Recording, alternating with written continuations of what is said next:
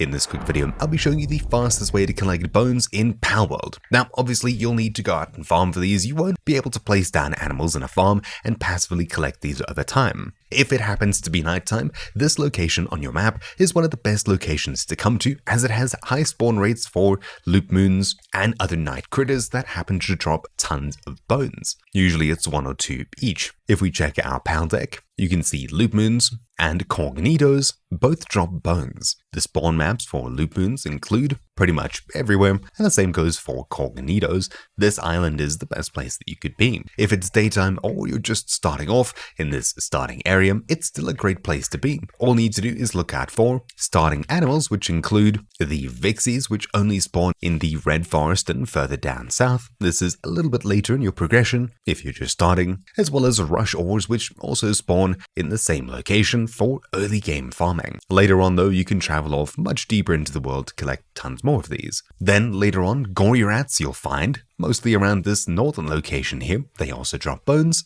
Vanworms, which are flying mobs which spawn usually around these locations, much later game. Bushies, much more difficult to get rid of, but they only spawn down here. And unfortunately, that's really it. So to recap, at nighttime, this island over here is a great place to be, looking for not only night mobs, but also day mobs. And over here, when you're starting off, around this red forest and a little bit further down south, is where you'll be collecting most of your bones in the early to early mid game. Just a quick note, if you're an absolute baller, what you can do is travel across to your small settlement, which is also still early game, and with your tons of money, head all the way down the hill here to the Wandering Merchant, which doesn't really wander that much, and in here you can purchase tons of bones for usually 100 each. They're quite expensive, but you can sell random items to the Wandering Merchant, and further up north in this building over here, you can sell off some of your old pals. That's it. So, hopefully you found this video useful. My name's been Troubleshoot, and I'll see you all next time. Ciao.